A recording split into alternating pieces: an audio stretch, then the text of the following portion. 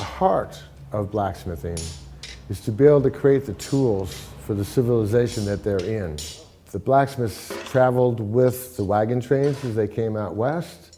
They traveled on the ships. There was a complete blacksmith shop on all the ships because if something broke, they would be able to maintain the ship to keep going. So the blacksmith is the one that could talk to all the trades, and they would have insight into what those trades do. The farmers, the carpenters, the coopers, the doctors, dentists, and all the people that needed to have any tooling out of metal. The gift of how I got started was I had this shop and I was making wood stoves to slow down the consumption of materials. I was making them out of used parts and water heater tanks and cast iron doors. And a fellow came that was elder. He had been smithing since he was 13. I think he was in his 55 or 60 years. He had been diagnosed with a heart ailment that kind of scared him. So he came to me and he said he wanted to teach. And I said, yes. I've been fortunate enough to inherit a lot of his tools and also to inherit the knowledge of how to make tools, and that's what I pass on to the people who come to me. Right now I have two, I call young men because I'm in my late 60s. They are learning from me and I'm teaching them in the tradition that Al Bart taught me. I stamp my finished products with a heart stamp. It's my signature or a maker's mark. I made mine as a heart because of the heart that it takes to put your energy into a piece of ironwork.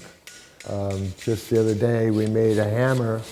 Two of my apprentices were involved and I stamped it with 3 hearts, symbolizing that we all were part of this making of a hammer.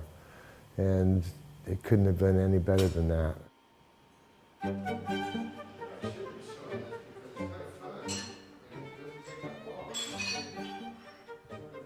They bring elementary school kids to my shop, and it's just the biggest gift I think anybody could have is to see something that we think is one way and to see it as a totally different way. I can see their mind transforming into the ability to do that themselves.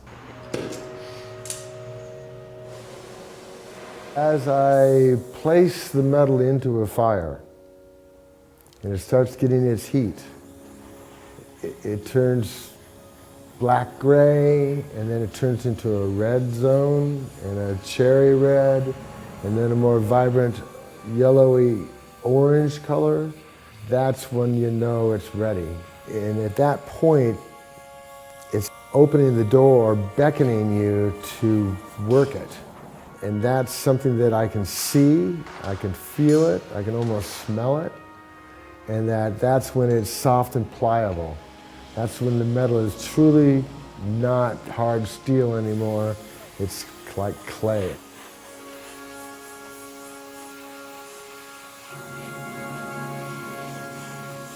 It's becoming an object of value, of lasting abilities, and of function.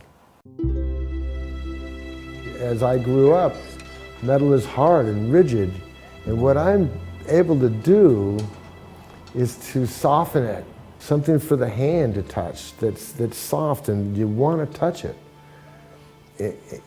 So it's that transformation that really turns me on. From something that's hard and cold and steel, like a jail bar, to a flower.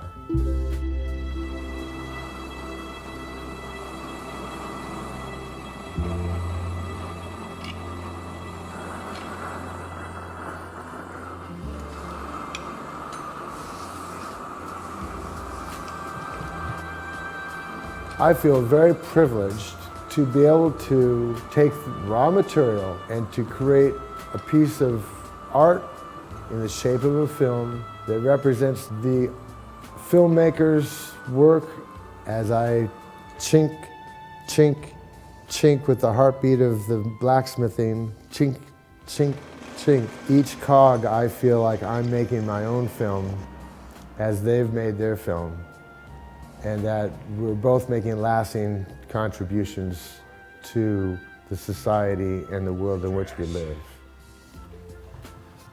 Voila!